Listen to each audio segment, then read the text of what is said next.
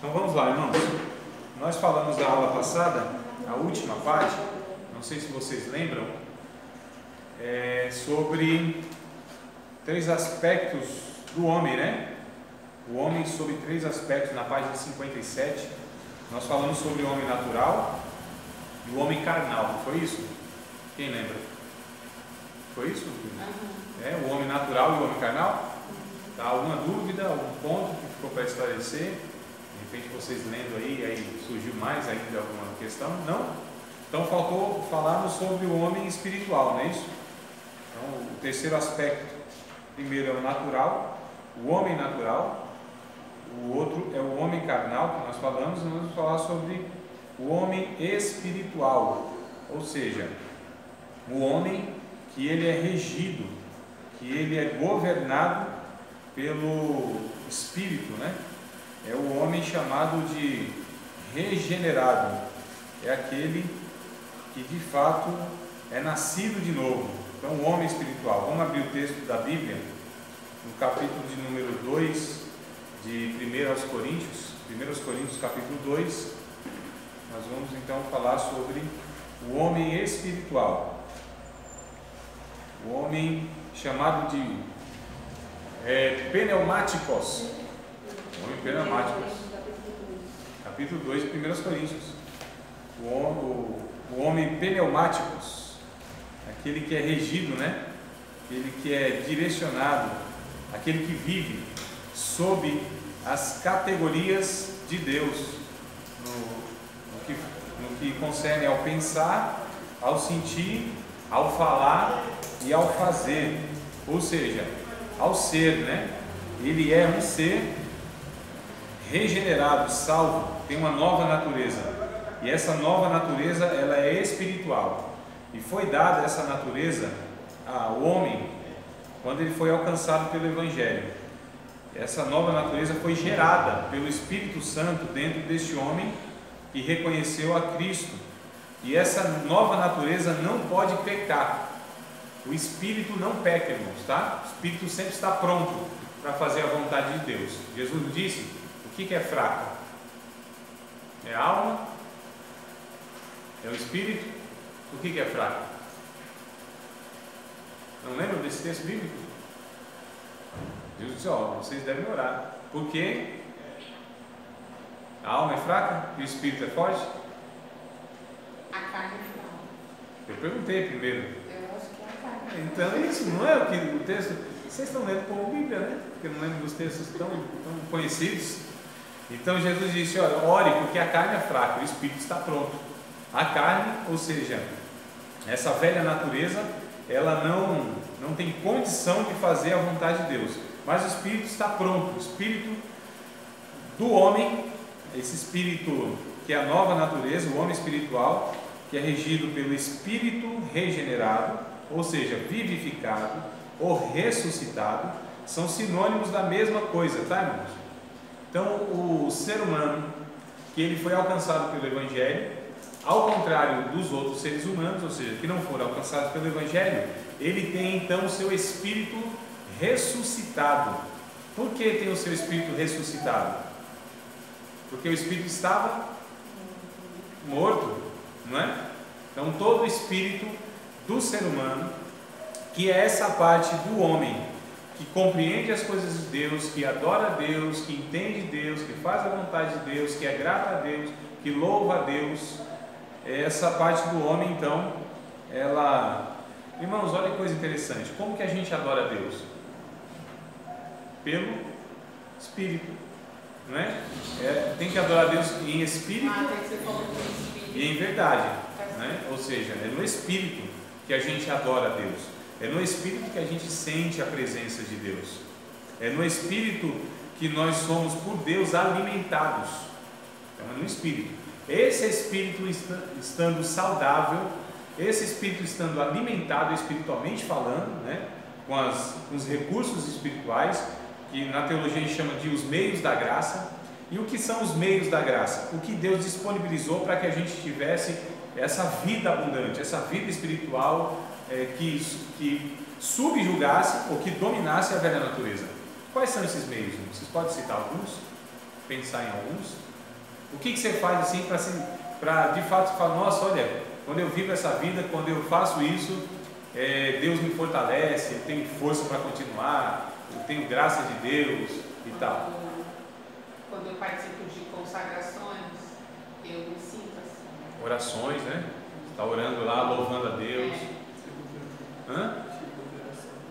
Também pode ser um círculo de oração ou uma oração sem círculo. Mais, é o que eu me sinto melhor assim, consagração. Vida de oração, então oração.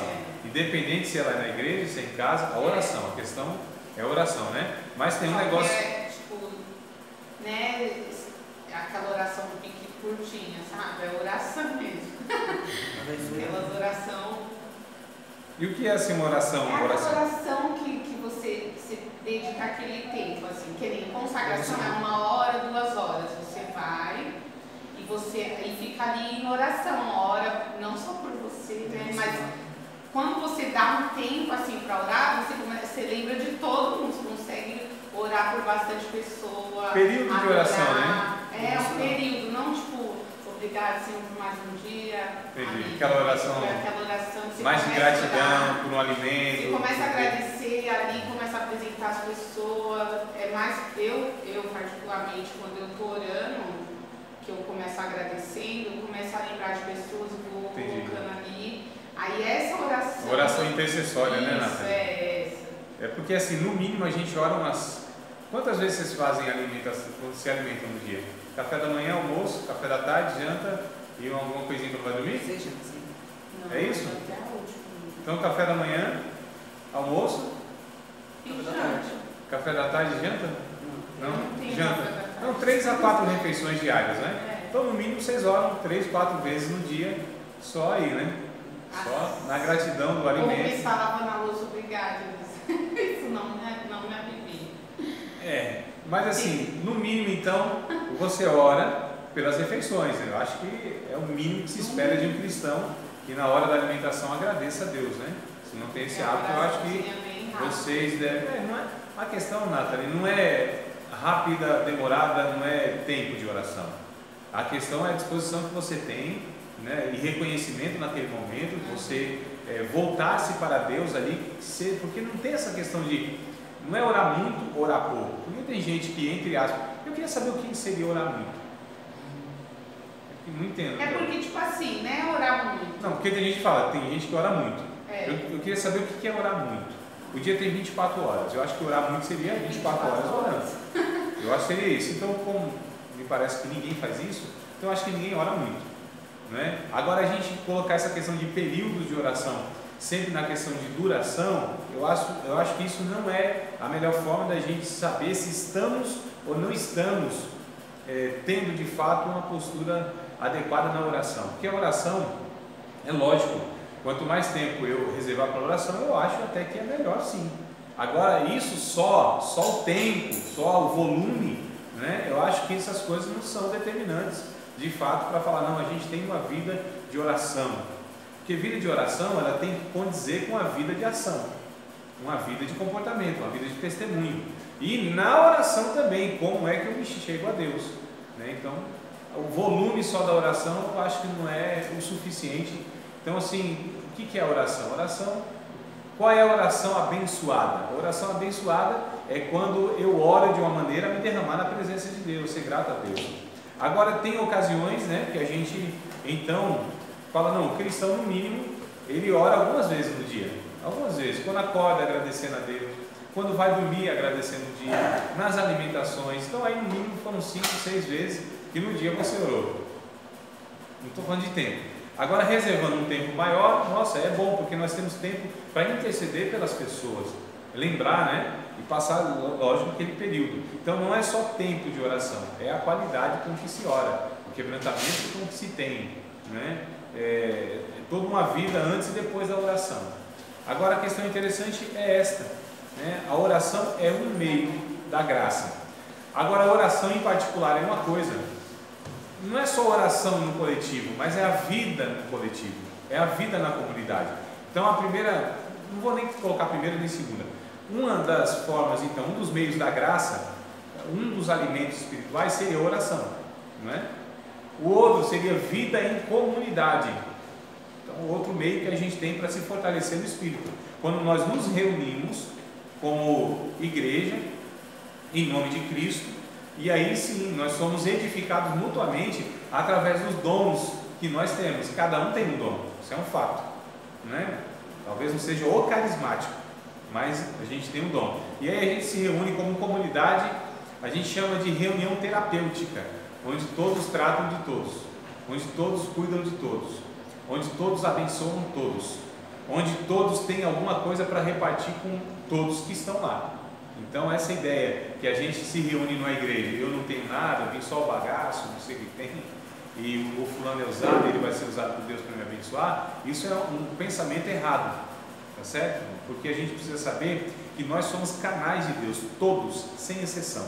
Todos os cristãos, eles têm então o Espírito Santo, se tem o Espírito Santo, e tem algo para repartir com todos os irmãos.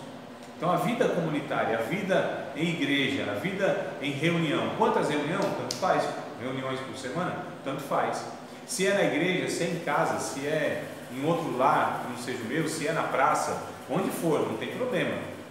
Isso é indiferente, irmãos, tá certo? É o propósito como que se reúne, não é o local, não são os dias, e sim a proposta que se tem na reunião, na coletividade. Então, oração, vida em comunidade, ou seja, eu caminhar com outros irmãos, né? Porque na verdade assim, não é só eu caminhar com outro, não é só eu me reunir com os irmãos, é eu ter amigos de fé, irmãos de fé. Quase que eu lembro da música do Roberto Carlos, amigo de fé, meu irmão camarada, né? Mas a gente ter pessoas, irmãos, que a gente precisa ter esses amigos, esses irmãos. A Bíblia diz que tem amigos que são mais chegados do que irmãos. Então não basta só ter irmãos, né, no caso dessa questão meu irmão porque a gente congrega junto, a gente professa, não, estou falando de amigos, irmãos e amigos.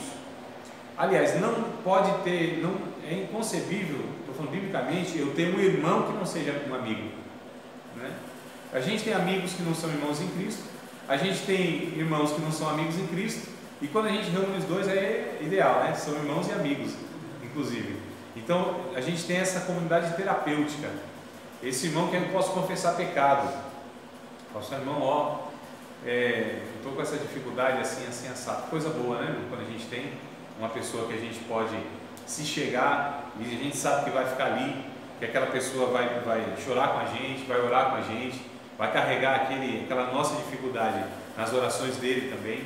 Então essas pessoas, uma pessoa que vai nos orientar, vai nos instruir, vai falar, olha, cuidado, você está indo por um caminho assim, não faz isso não, né? Então esse é um meio que Deus também ele disponibiliza, ou seja, essa comunidade de fé, cristãos maduros, gente que vai nos orientar, nos ajudar, nos animar, nos encorajar. É preciso ter isso. Uma igreja saudável tem essa convivência.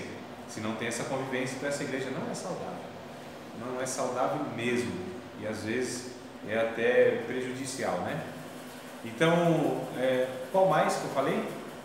Oração, vida comunitária, louvores a Deus, né?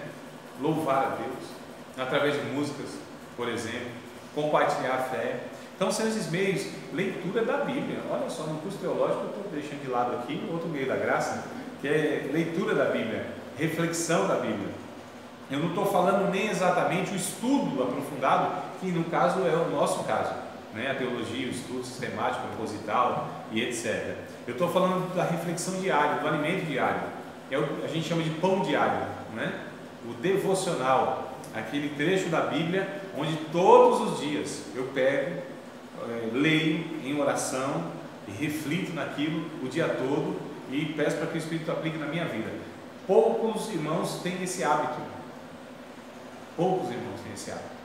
Pelo fato de negligenciar tudo isso que a gente está falando aqui, é o motivo maior de nós vermos cristãos fracos, gente imatura, gente que não resiste às tentações. Então esses são os meios, né, onde o nosso homem espiritual vai se fortalecendo cada vez mais para subjugar então o nosso velho homem, e a gente vai crescendo em Cristo, amadurecendo por tudo isso. Então, amados, nós precisamos ter essa vida. Se quisermos ter uma vida abençoada espiritualmente falando, nós precisamos ler a Bíblia diariamente, ter uma vida de oração diariamente, se for possível, pensamentos orantes é um negócio interessante que eu acho também, né? Que nem sempre eu tenho essa condição de dobrar o joelho num local e outro, mas esses pensamentos orantes, onde nós elevamos, isso aqui é bem pentecostal mesmo, né? Elevamos o nosso entendimento assim ao trono da graça, onde a gente reflete, pensa nas coisas que são celestiais, as coisas de Deus. Não é o que diz o Colossenses capítulo 3, verso 1? 2, parece também. Colossenses 3, 1 e 2.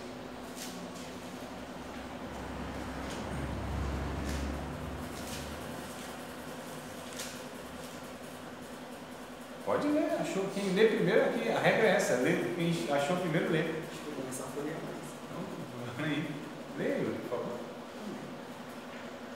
Portanto, se já ressuscitastes com Cristo, buscai as coisas que são de cima, onde Cristo está sentado à destra de Deus. Pensai nas coisas que são de cima, e não nas que são da terra. Isso. É 1 e 2 que você leu? Então, se já ressuscitaste com Cristo, buscai as coisas que são de cima, né? Pensai nas coisas que são de cima, onde Cristo está sentado à destra de Deus. Então, esse pensamento, essa ocupação do nosso pensamento, isso é muito importante. O que diz o mesmo Colossenses, mas no capítulo 3, verso 16?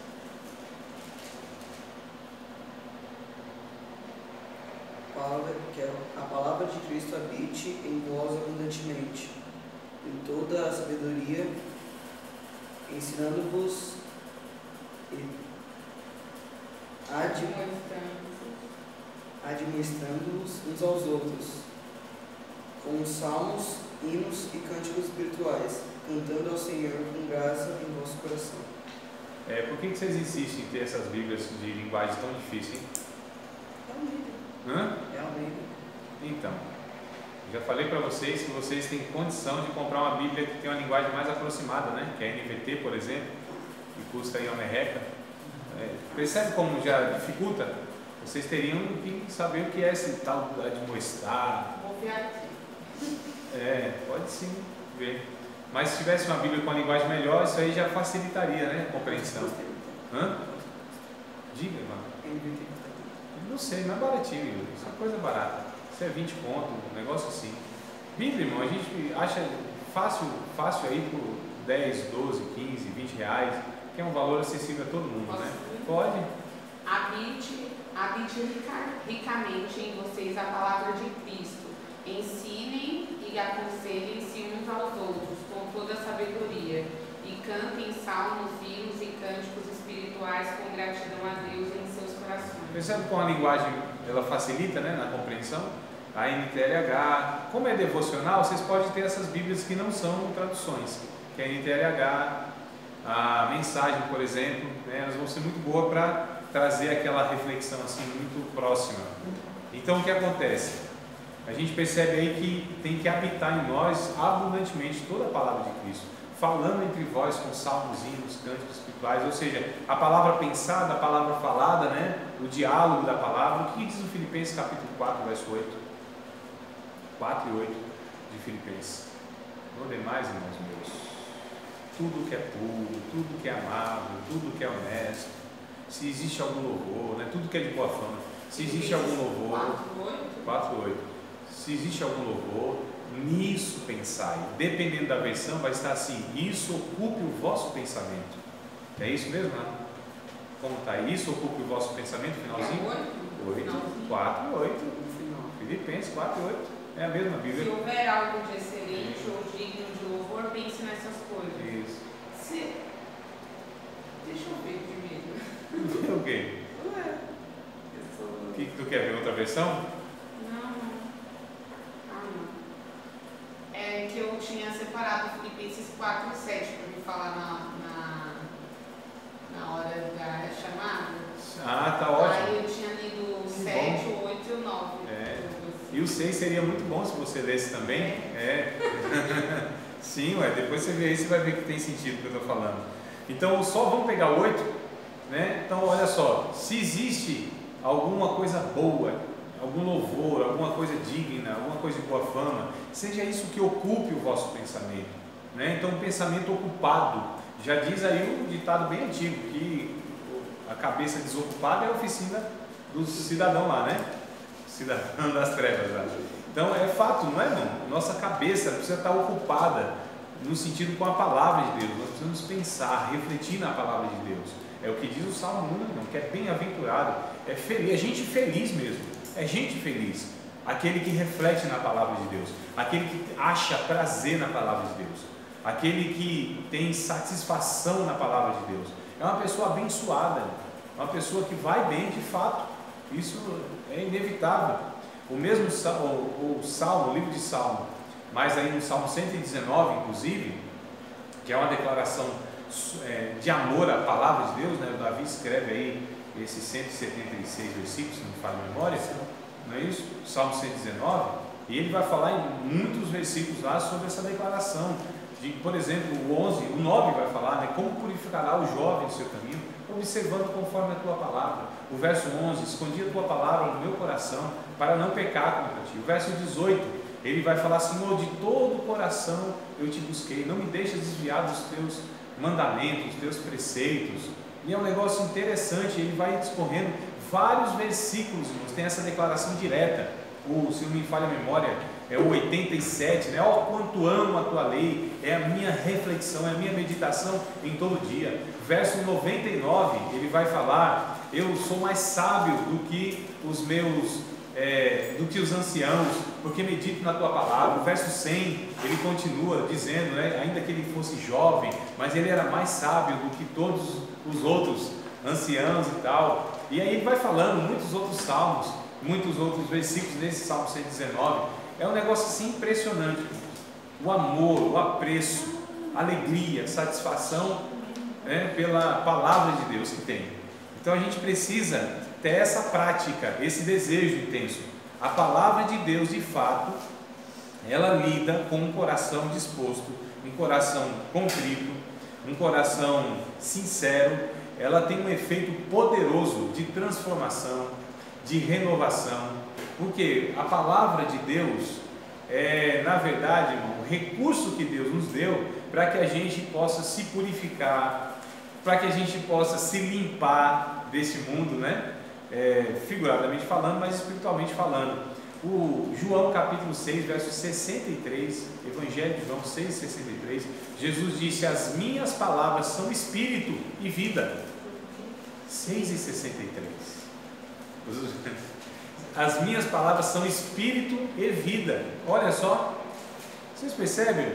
A palavra de Deus, a reflexão dessa palavra, a leitura dessa palavra nos faz ser fortes espiritualmente, né? Desejando servir a Deus.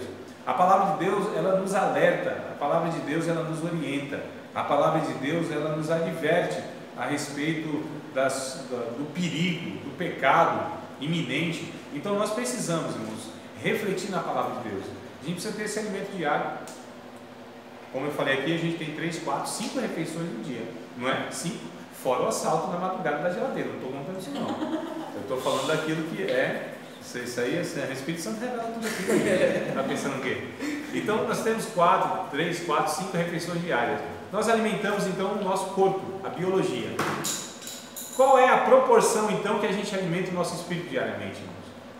Porque se há necessidade fisiologicamente, biologicamente, fisicamente de alimentar esse corpo, quanto mais também nós não temos a necessidade espiritual de se alimentar diariamente. Não estou falando de culto em culto, 2, 3 vezes na semana. Eu não estou falando de festividade em festividade. Eu estou falando de uma vida eu pessoalmente, tendo essa maturidade e sabendo esse caminho. Porque o problema da maioria dos cristãos hoje é que assim, eles não sabem nem buscar uma orientação de Deus, nem ler a Bíblia, nem manusear a Bíblia. E aí precisa que um mestre, precisa que um pastor, precisa que um pregador, precisa que um líder, alguém abra a Bíblia para ele. Irmãos, a Bíblia, ela está ao nosso alcance. Todos nós, novos convertidos ou não, obreiros ou não, pregadores ou não, todos nós. Porque quem ensina, quem orienta é o Espírito Santo, tá certo? Então todos nós temos condição temos contato naquilo que é básico. Agora, lógico, as complexidades aí vai ter que ser um irmão um pouco mais preparado, né? Um pouco mais maduro, que se aplica um pouco mais, aí é outra história. Mas eu digo o básico, saber a vontade de Deus, todos nós conseguimos, independente de chamado ministerial, independente de tempo de igreja. E aí é necessário que todos nós possamos ter esse contato diário com a palavra de Deus. Não é um prazer. Mano, eu vou ler a Bíblia da sono. Mas por que lê a Tititi não dá sono? Ainda tem essa revista? Não? Por que lê? O que vocês leem assim, alguma outra literatura? Além da Bíblia? Nada? Jornal, revista, nada não? Não? Lê, mano? Tudo que é espiritual dá sono. Poxa, então tem alguma coisa errada. Que hora que a irmã lê? Meia-noite? Não. Aí não aguenta, né? Ela já tinha até falado disso, é que você falou. Antes eu lia, não sentia A Bíblia? Não, todo tipo de leitura. Poxa, então tem alguma coisa errada. Eu não sentia A sono. letra não é pequena, não é o momento que a irmã está cansada e de repente senta. Tem que ver essas coisas também. Não sei, eu nunca prestei atenção no período que eu tive a leitura. Precisa ver tudo isso, porque às vezes, né, fala, eu vou ler a Bíblia da sono, mas depende, no final do dia, poxa, a gente está cansado, a mente está cansada. Você sentou, relaxou o corpo, a tendência mesmo é você dar aquela pescada violenta, né? Não tem jeito. Então, assim, por exemplo, minha recomendação, leia a Bíblia de manhã cedo. Você acorda, mas eu já acordo apressado, agoniado, tomo café e saio correndo para levar o menino na escola, para trabalhar, para ir para a escola, para fazer não sei o que. Tá bom, então acorda 15 minutos mais cedo. Ué. Então vai lendo no celular no caminho. Vai lendo no celular no caminho. É o que, Maria? Vai lendo no celular no caminho. Não. A minha recomendação é que pare. É que não esteja fazendo nada. Primeiro que vai meter a cara no poste. Né? Se estiver dirigindo, é perigoso atropelar o cachorro. Então, assim, não é reflexão, é parar, irmãos. Porque ninguém pega o pão e o leite e sai andando pelo caminho comendo. Por que eu pego a Bíblia? Por que ainda que seja no celular? Por que a gente faz isso? O alimento ele precisa ser o quê? Um local adequado, não é? Eu preciso ter calma para comer, porque nem para comer hoje as pessoas têm calma, nem mastigam direito. É um negócio terrível, é uma agonia, não aprecia o alimento, não é? Já não é aquele lugar tranquilo onde a gente se reúne para comer. É um negócio horrível mesmo. A gente está perdendo aí essas coisas da vida que são prazerosas. Comer junto. O que adianta ter um monte de coisa para comer e não tem pessoas para repartir isso? Então isso não é uma prosperidade, né? Isso é uma miséria, na verdade. Então tudo que se tem é comida, mas não tem pessoas para repartir aquilo, desfrutar daquilo. Então, a mesma forma que nós devemos nos alimentar adequadamente, continuamente, o alimento precisa ser saudável, o ambiente precisa ser tranquilo, a gente não pode ter pressa, também a Bíblia é a mesma coisa. Então é refletir, pensar, tá certo? Pegar a Bíblia num momento calmo do dia, no final do dia não é o melhor momento. Você está atribulado, passou nervoso, né? Está angustiado, cansadas. E aí, então, primeiro, agora imagina só, irmãos, você lê um texto bíblico, Deus falou com você, você vai ter tribulações, dificuldade no dia, mas aquela palavra já está no seu coração. É possível, inclusive, que aquela palavra te dê condição para que você enfrente o dia. É bem possível, não é? Então, olha só como a gente despreza aquilo que a Bíblia orienta para a gente fazer. E aí talvez não seja por conta desses desprezos que a gente tem, que a nossa vida talvez não é das melhores espiritualmente falando. Estou supondo aqui, né? Supondo. Não sei. Alguém queria falar alguma coisa? Eu não deixei? Não? Tudo certo? Vocês estão bem, né? Graças a Deus. Então vamos lá, 1 Coríntios capítulo 2, nós vamos ler o texto aqui, desde o versículo de número 9, 1 Coríntios 2, 9 até o 16, nós vamos ler com muita calma, respeitando pontos e vírgulas, tentando entender enquanto eu leio, vocês também leem aí, né? Vocês com os olhinhos e eu com os olhos e com a boca. E aí vocês leem com os olhos e com os ouvidos, porque vão me escutando também, à mesma medida que olham com os olhos, que não dá para olhar com o ouvido. Claro que tem que olhar com os olhos. Mas aí vamos tentando, irmãos, compreender. Mas tu vai aonde essa hora da leitura? 2 e 9. Fui ler e já saiu, Vamos comer todo mundo junto? Então vamos lá, verso 9. Mas como está escrito, as coisas que o olho não viu, e o ouvido não ouviu, e não subiram ao coração do homem, são as que Deus preparou para os que o amam. Olha, irmãos, coisa boa. O que Deus tem preparado para a gente, aquilo que o olho não viu, o ouvido não ouviu, e nem subiu ao coração do homem, ao pensamento do homem, não é?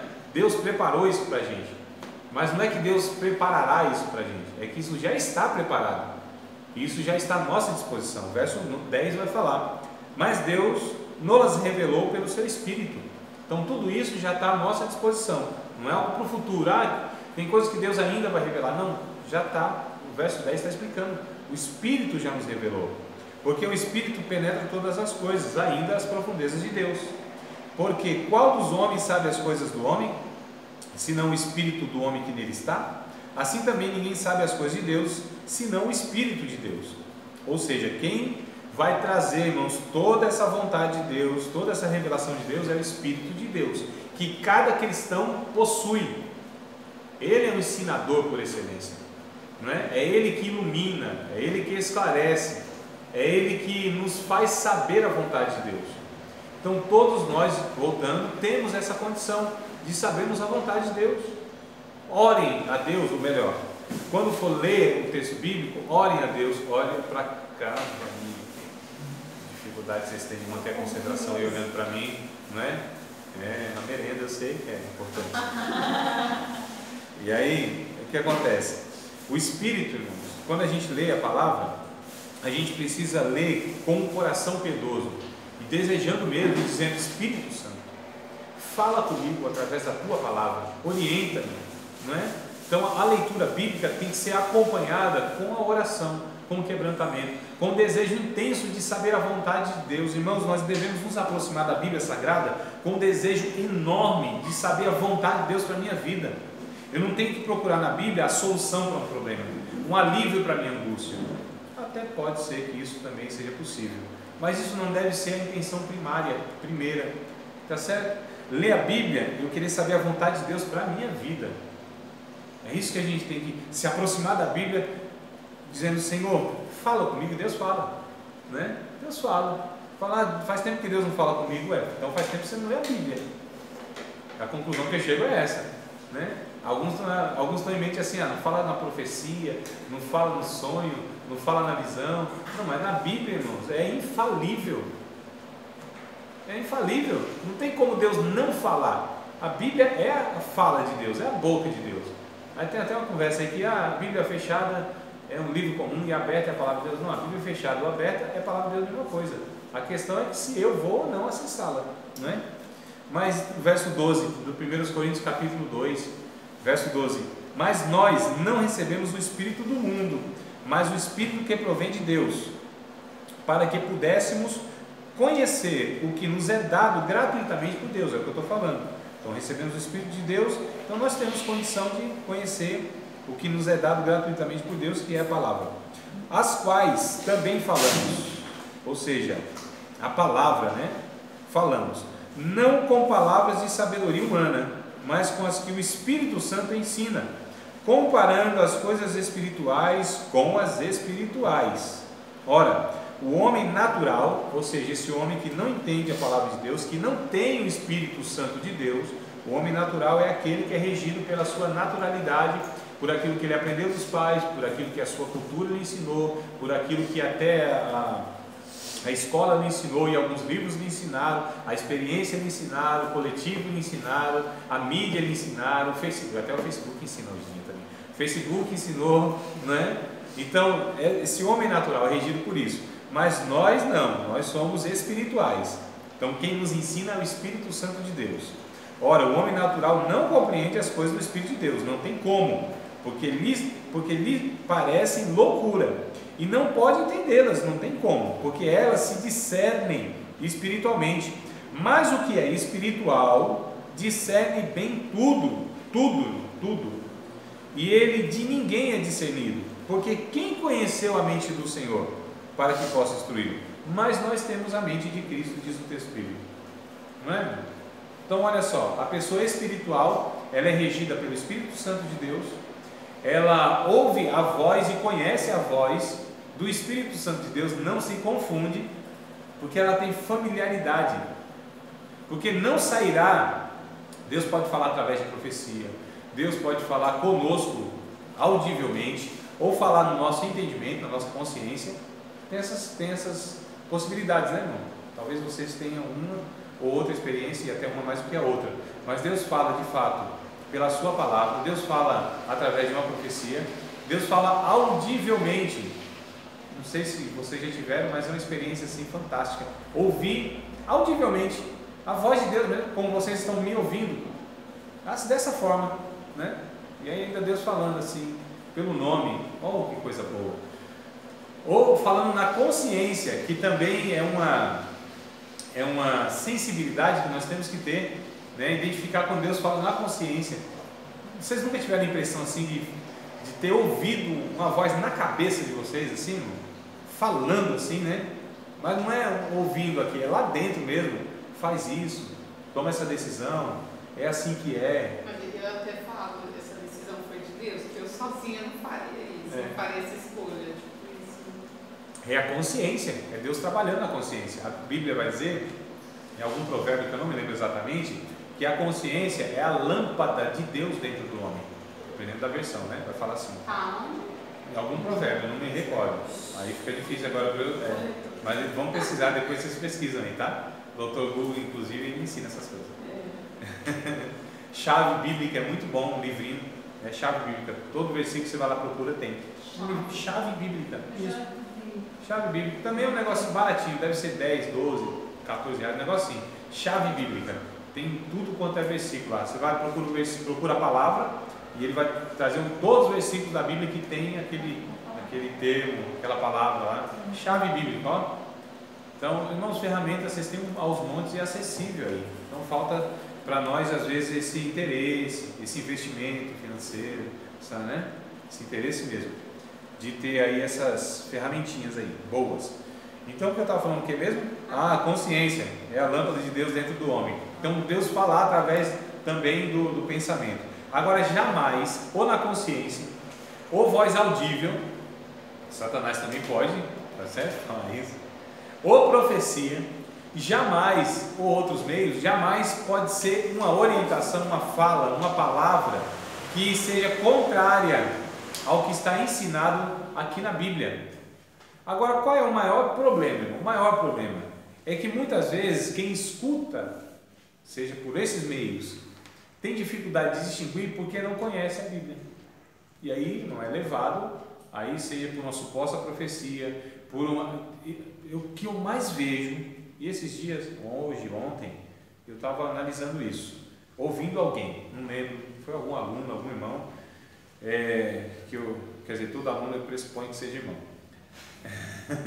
Mas eu estava ouvindo aí, não sei se foi ontem ou hoje, que é assim, que Deus tinha falado no coração dele, e eu analisando, eu falei, não tem nada a ver com Deus, mas as pessoas insistem em achar que tudo que elas vão fazer, pensar, é porque Deus colocou no coração, é porque Deus falou. Quando a gente traz Deus para o meio, a gente vai legitimar tudo que a gente está fazendo e falando, né? Não, é mais honesto falar assim, eu pensei isso, eu acredito que é isso que eu... Não põe Deus no meio, não, porque não pode dar errado se foi Deus. Não pode ser desabençoador se foi Deus. Se foi Deus, precisa ter um resultado, inclusive, efetivo, né? Mas a gente assim, para talvez ser espiritual, aí a gente fala, não, Deus colocou no meu coração, né? Os pregadores não fazem isso nos púlpitos, né? Deus falou comigo, tal, e Deus me disse assim, e eu senti de Deus. Não, isso não é honesto. Muitas vezes a gente quer mostrar que é espiritual, né? É mais honesto a gente falar, não, eu acredito que seja assim, eu penso que seja assim. Eu tomei essa decisão até acreditando que é de Deus essa decisão, até acreditando que foi o Espírito Santo, mas pode ser que não, porque o nosso, irmãos, é uma linha muito fina, é o fio da navalha, essa questão de nossos pensamentos e pensamentos de Deus, nossos desejos e desejos de Deus, mas insistentemente nós sempre colocamos que é Deus, sempre eu vejo, rotineiramente eu vejo, insistentemente, teimosamente eu vejo os irmãos falando, é Deus que colocou no meu coração, é Deus que mandou fazer isso, é Deus que não sei o que. Não, irmãos, nem precisa Deus falar nada. Se eu ajo, se eu penso, se eu falo, se eu sinto conforme aquilo que está ensinado na palavra de Deus, é Deus, sempre vai ser Deus. Agora o problema é esse, nem sempre sinto porque nem sei o sentimento que devo ter, nem sempre faço porque nem sempre sei o comportamento que devo, ou a obra que devo fazer, nem sempre falo aquilo que é de Deus porque nem sempre sei o que falar, porque nem sempre sei a Bíblia. Vocês percebem? O que falta então, resumindo? Conhecimento bíblico, afinidade com a Bíblia, leitura diária com a Bíblia, manusear a Bíblia. O que diz o tal do...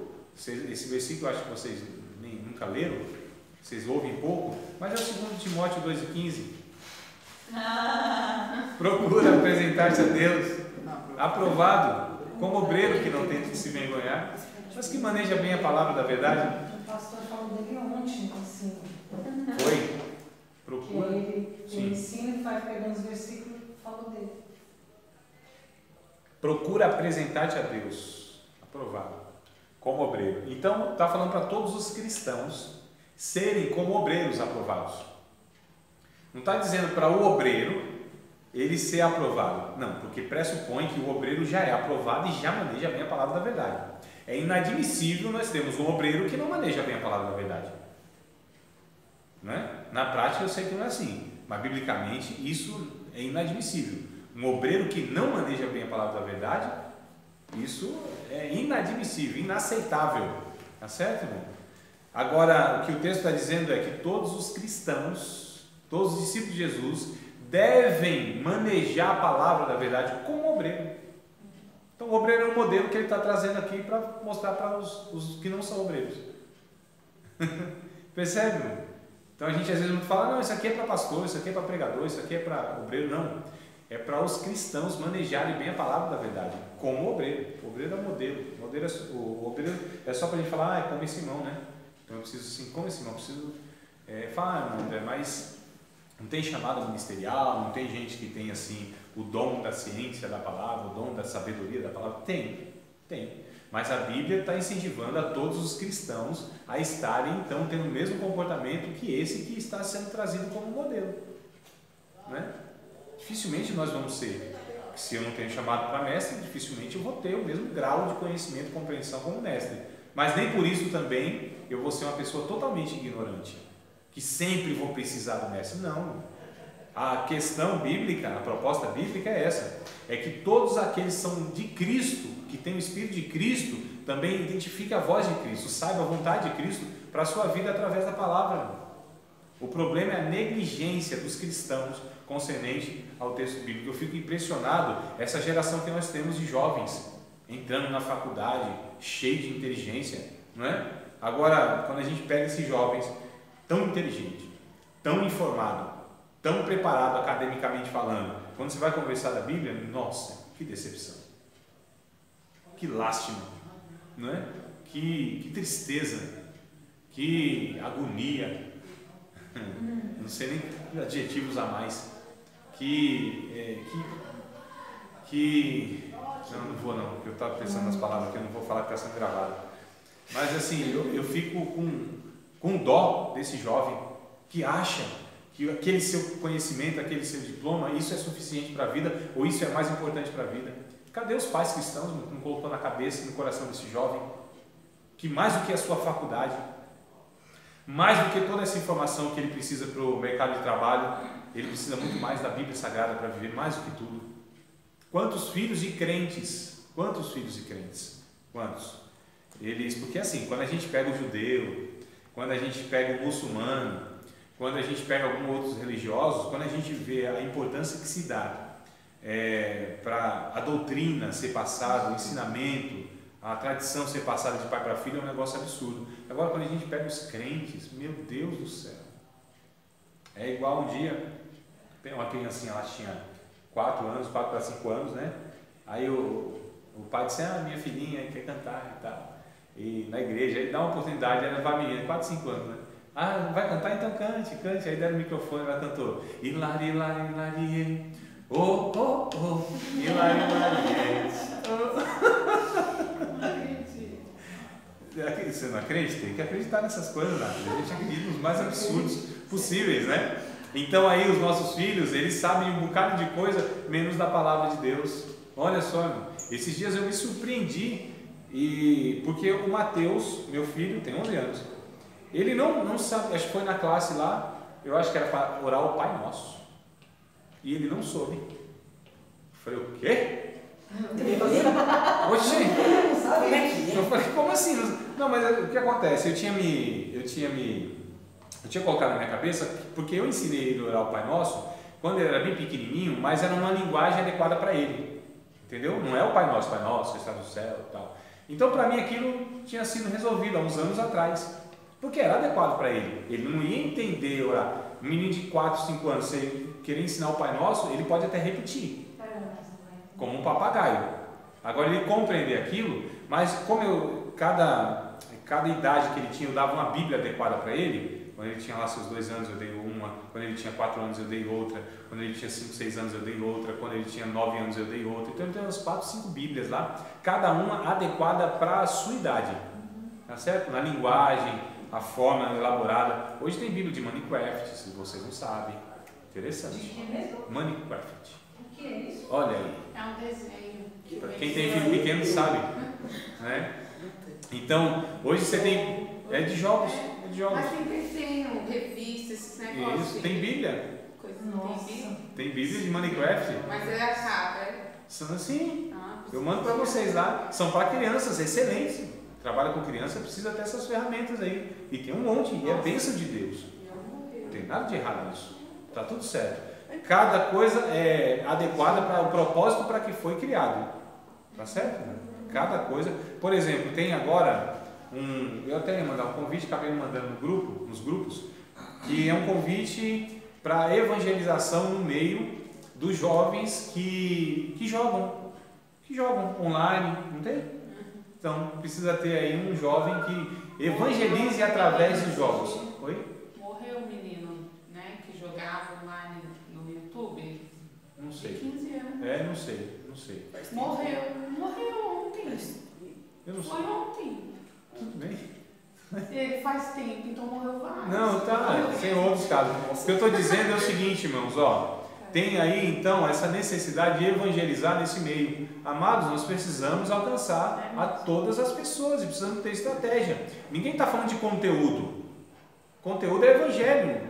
Agora, que forma que vai ser passado o evangelho? Tanto faz, irmãos. Tanto faz. Que a palavra seja pregada. Sim, né? Tanto faz. Na igreja que eu estou congregando, que eu faço parte, na verdade a igreja tem um culto na semana. Um culto na semana é o domingão, onde os crentes se reúnem e os não crentes se reúnem. Mas a igreja acontece em uma casa. Casa normal, você passa assim na rua, uma casa normal, não tem placa, não tem. Ali que a igreja acontece. E ali onde vão muitas pessoas que dificilmente iriam para a igreja. E se alguém chamasse assim, vamos na igreja? Dificilmente iria. Né? Mas pessoas estão angustiadas, com dificuldade. Fala, tem a casa da família. Tem lá o pastor que pode te orientar. É casa mesmo, sofazão, sala, cozinha, tudo. É uma casa. Só que ali que acontece a igreja. Olha só, e tem ido espíritas, católicos, gente que não entraria jamais em uma igreja, um templo, um salão, onde tem uma placa lá, igreja evangélica e tal. Eu costumo dizer que até na linguagem também. Sim, claro. Quando eu passo ali por Conquista para a casa do meu irmão mesmo, tem às vezes uns jovenzinhos, aí eu falo, Jesus é teu parceiro, hein? Não te deixa, hein? Sim. Então, para trazer essa linguagem para eles também. Sim. Mas as pessoas se horrorizam, porque não querem, é o jeito que eles têm de falar. A gente trazer isso também para o evangelismo e as pessoas falam que é falta de respeito, falar que Jesus é parceiro. São religiosos. Então os religiosos. Ele fala, mano, Jesus é teu parceiro, não deixa ele não, ele te quer. São religiosos. A questão que eu estou tentando trazer, então, são essas possibilidades que nós temos, né, de alcançar todas essas pessoas. E no evangelismo a gente falou de algumas questões assim, meu Pai eterno. A gente falou dessas questões. Mas a questão e quando é que eu vou desviando aqui tirando o ponto, né?